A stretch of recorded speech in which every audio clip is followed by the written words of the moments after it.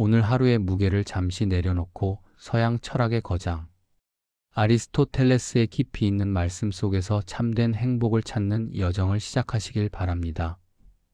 우리는 살면서 수많은 목표를 세우지만 결국 그 모든 목표는 단 하나의 궁극적인 지향점을 향합니다. 바로 행복입니다. 아리스토텔레스는 행복이야말로 우리 삶의 궁극적인 목적이며 이는 중용의 미덕을 꾸준히 실천함으로써 얻을 수 있다고 가르칩니다. 이제 고대 그리스의 지혜 속으로 함께 여행을 떠나보겠습니다. 그의 지혜가 여러분의 마음을 다스리고 평안을 찾도록 인도할 것입니다. 파트 1 오늘의 말씀 마이너스 행복, 모든 것의 목적. 이제 아리스토텔레스의 말씀과 함께 첫 번째 지혜의 문을 열어보겠습니다. 첫 번째 챕터, 행복, 모든 것의 목적입니다. 아리스토텔레스가 정의한 행복이란 무엇이며 왜 우리가 그것을 추구해야 하는지에 대한 근본적인 말씀을 들어보겠습니다.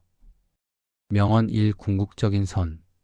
모든 기술과 탐구, 모든 행동과 선택은 어떤 선을 목표로 하는 듯하다. 그러므로 선은 모든 것이 지향하는 바라고 옳게 정의되었다. 이 말씀은 아리스토텔레스의 철학을 여는 핵심 문장입니다.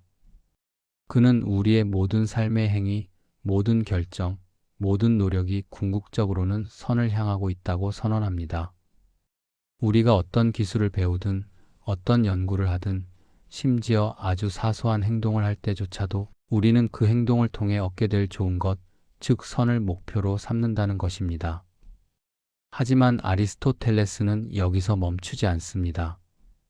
그는 세상에 수많은 선들이 존재하지만 이 선들 중에는 다른 선을 위한 수단이 되는 선이 있고 그 자체가 목적인 궁극적인 선이 있다고 구별합니다.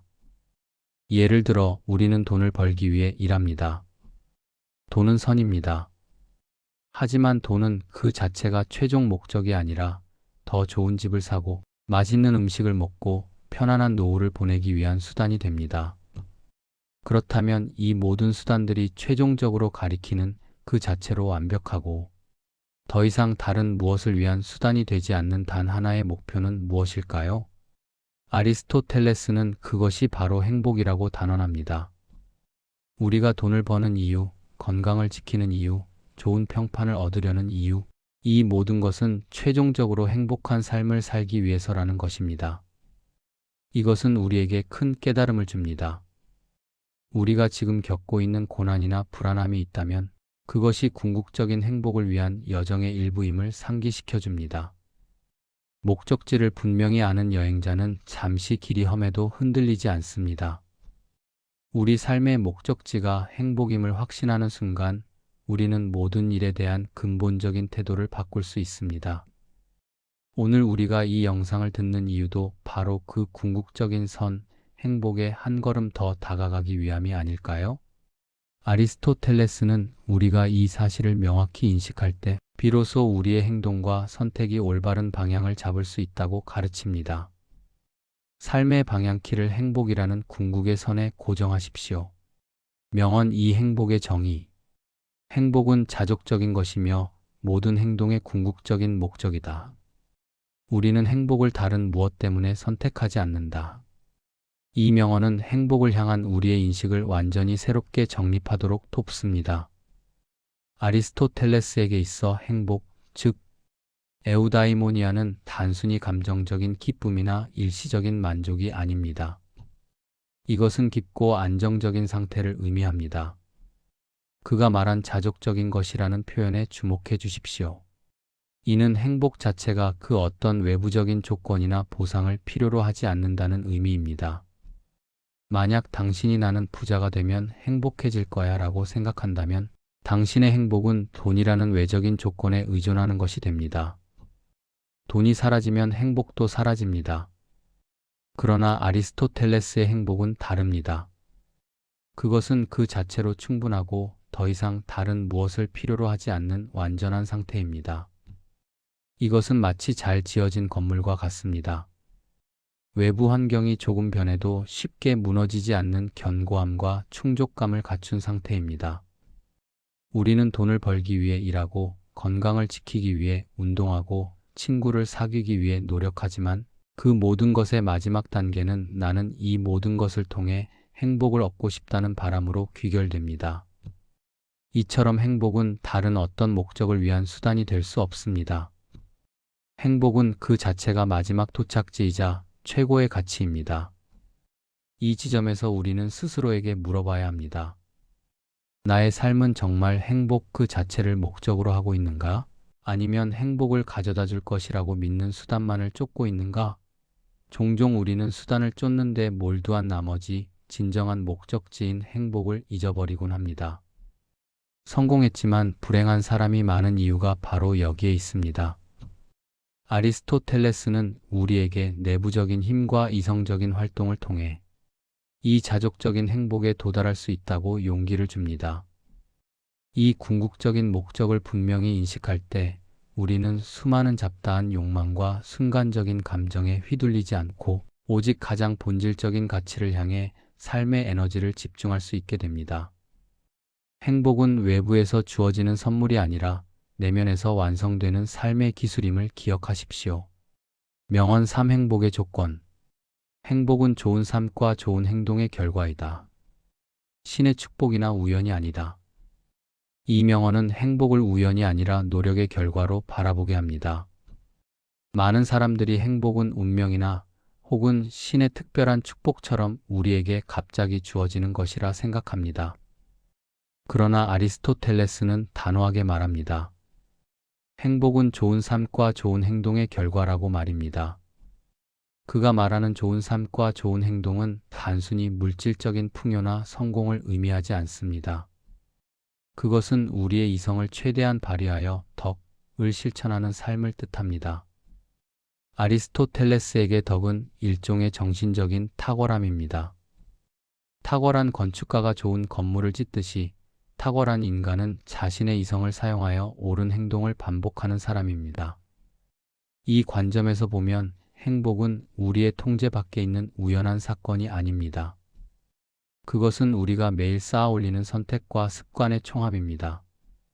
좋은 행동을 반복하고 이성적으로 생각하며 올바른 가치를 추구하는 사람에게는 행복이 자연스럽게 따라오는 결과물이 된다는 것입니다. 이는 시니어 분들에게 특히 큰 위로와 동기부여가 됩니다. 과거의 아쉬움이나 후회에 매달릴 필요가 없습니다. 지금 이 순간에도 우리는 좋은 행동을 선택함으로써 행복을 향한 길을 걸을 수 있기 때문입니다. 친절한 말 한마디, 작은 배려, 자신의 건강을 위한 규칙적인 운동, 지식을 얻기 위한 독서 등 이 모든 좋은 행동들이 모여 궁극적인 행복이라는 웅장한 결과를 만들어냅니다. 행복은 복권에 당첨되는 것이 아니라 매일의 성실한 삶을 통해 스스로에게 주는 보상입니다.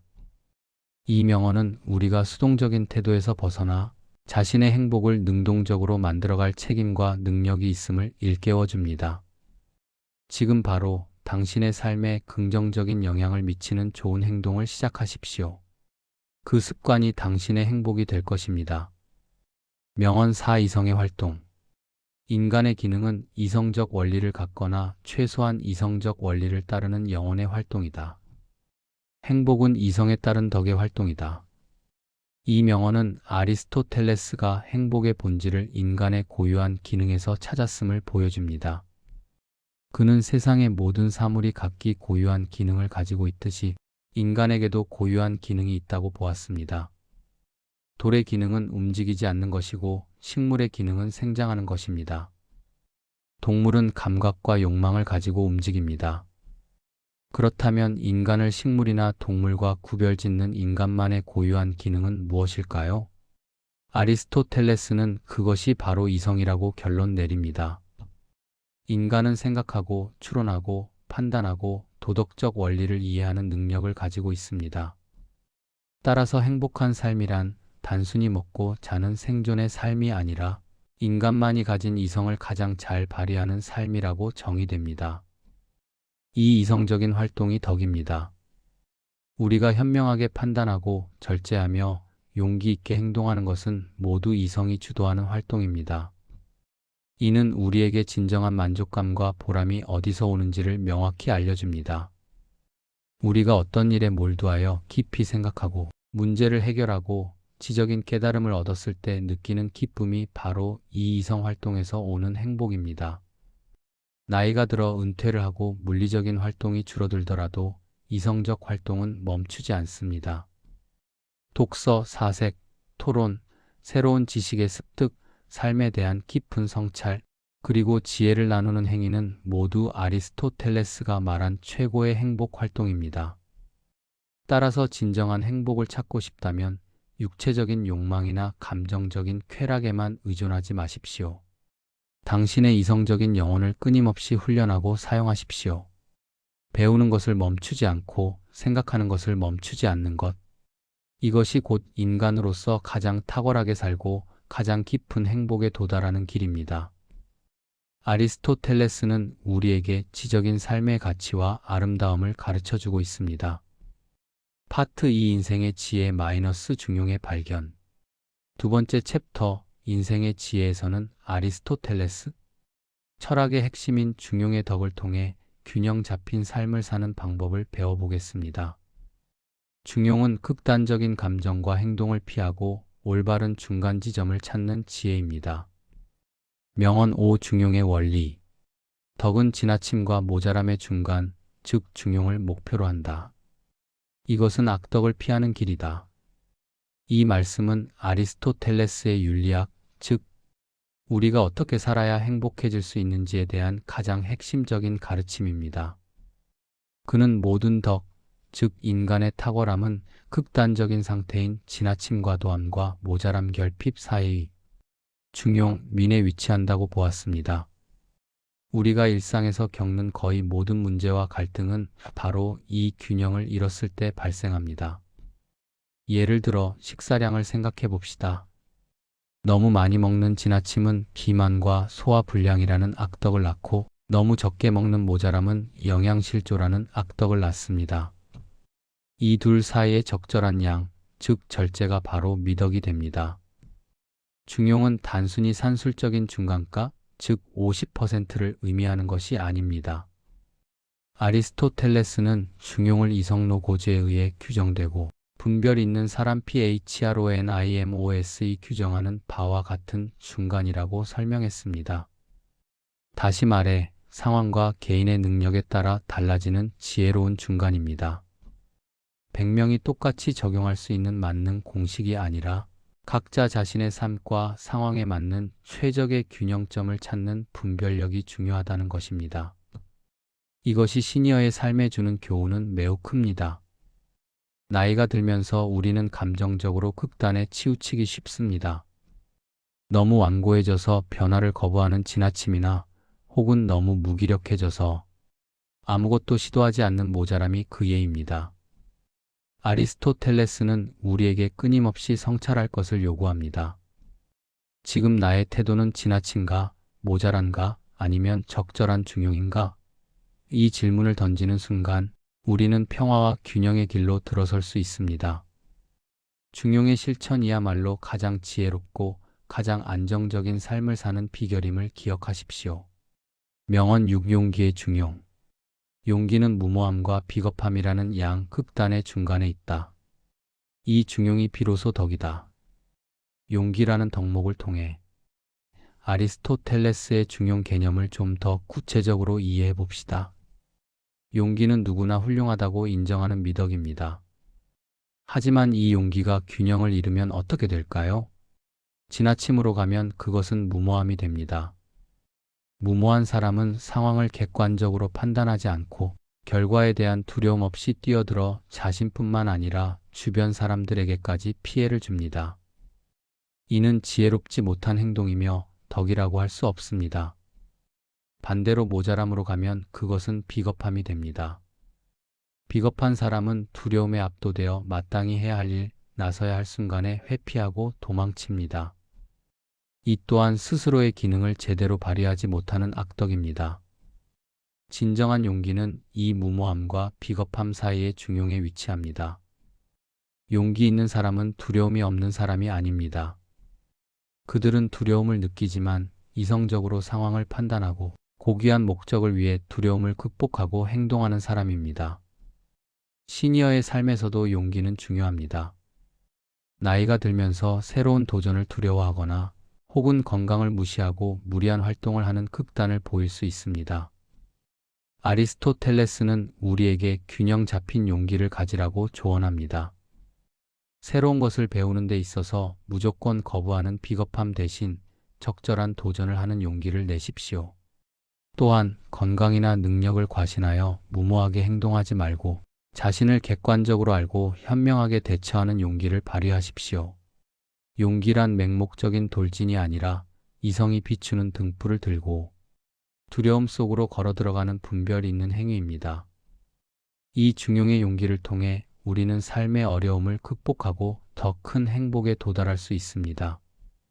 명언 7. 넉넉함의 중용. 관대함 넉넉함은 낭비와 인색함의 중간에 있는 덕이다. 관대한 사람은 적절한 때에 적절한 사람에게 적절한 양을 베푼다. 재물과 관련된 덕목에서도 아리스토텔레스는 중용을 찾습니다.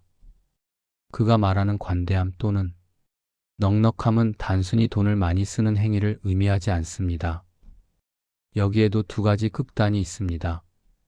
하나는 낭비라는 지나침입니다. 낭비하는 사람은 생각 없이 돈을 쓰고 자신의 능력 이상으로 베풀어 결국 자신과 가족을 곤경에 빠뜨립니다. 이는 잠시 좋아 보일지 몰라도 결국은 지혜롭지 못한 행동입니다. 다른 하나는 인색함이라는 모자람입니다. 인색한 사람은 돈을 쌓아두기만 하고 마땅히 써야 할 곳에도 쓰지 않아 자신과 타인의 삶을 궁핍하게 만듭니다. 진정한 넉넉함은 이 낭비와 인색함 사이의 중용입니다. 관대한 사람은 적절한 때에 적절한 사람에게 적절한 양을 베풀 줄 아는 사람입니다. 이 정의에서 우리는 단순한 행동을 넘어선 이성적인 판단과 분별력의 중요성을 다시 한번 발견하게 됩니다. 베풀매 행위에 지혜가 더해져야 비로소 덕이 된다는 것입니다. 시니어 분들에게 넉넉함은 재물뿐만 아니라 시간과 마음에도 적용됩니다. 지나치게 자신의 시간을 타인에게 모두 쏟아내어 고갈되는 낭비도 피해야 하고 반대로 자기 자신만 생각하여 세상과 단절되는 인색함도 피해야 합니다. 주변 사람들과의 관계에서 적절한 관심과 도움을 베풀되 자신의 내면과 건강을 챙길 시간도 남겨두는 지혜로운 균형이 필요합니다. 아리스토텔레스는 우리가 이 중용의 넉넉함을 실천할 때 물질적인 만족을 넘어선 정신적인 기쁨, 즉 진정한 행복을 느낄 수 있다고 가르칩니다. 베푸는 행위 속에서 당신의 영혼이 더욱 풍요로워지는 중용의 미덕을 실천하십시오. 명언 8. 습관의 중요성. 우리가 반복적으로 행하는 것이 곧 우리 자신이다. 따라서 탁월함은 행동이 아니라 습관이다. 이 명언은 아리스토텔레스 윤리학의 가장 실천적인 부분이며 우리 삶을 근본적으로 변화시킬 수 있는 강력한 메시지를 담고 있습니다. 그는 우리가 어떤 사람인지를 결정하는 것은 단 한 번의 영웅적인 행동이 아니라 매일 반복되는 일상적인 행동, 즉 습관이라고 단언합니다. 우리가 아무리 좋은 사람이 되고 싶다고 생각하고 소망하더라도 일상에서 불친절한 말을 하고 게으르게 시간을 보낸다면 우리는 결국 불친절하고 게으른 사람으로 규정될 것입니다. 반대로 우리는 완벽하지 않더라도 매일 조금씩 친절한 행동을 하고 성실하게 자신의 맡은 바를 수행하려 노력한다면 우리는 결국 친절하고 성실한 사람으로 변모하게 됩니다. 아리스토텔레스에게 탁월함 또는 덕은 타고난 재능이 아니라 훈련과 반복을 통해 길러지는 기술입니다. 마치 뛰어난 음악가가 매일 악기를 연습해야 하듯이 우리는 매일 중용을 실천하는 행동을 연습해야 합니다. 하루에 한 번 용기를 내는 행동, 한 번 절제하는 행동이 쌓여서 나중에는 생각할 필요 없이 자연스럽게 중용을 실천하는 덕스러운 인격이 형성됩니다. 시니어의 삶에서는 습관의 힘이 더욱 강력하게 작용합니다. 수십 년 동안 쌓아온 습관은 인격이 되어 삶의 질을 결정합니다. 이제 와서 모든 것을 바꾸기는 어렵다고 생각할 수도 있습니다. 하지만 아리스토텔레스는 우리에게 희망을 줍니다. 지금부터라도 좋은 습관을 의식적으로 선택하고 반복한다면 우리의 인격과 삶의 방향을 충분히 긍정적으로 전환할 수 있습니다. 하루에 5분씩 감사 일기를 쓰는 습관, 화나는 순간 3초 멈추고 심호흡하는 습관, 타인의 말을 경청하는 습관 등 작은 것부터 시작하십시오. 이 작은 습관들이 모여 결국 당신을 덕이 있는 사람으로 그리고 행복한 사람으로 만들 것입니다. 탁월함은 재능이 아니라 바로 당신의 매일의 선택에 달려 있음을 기억하십시오.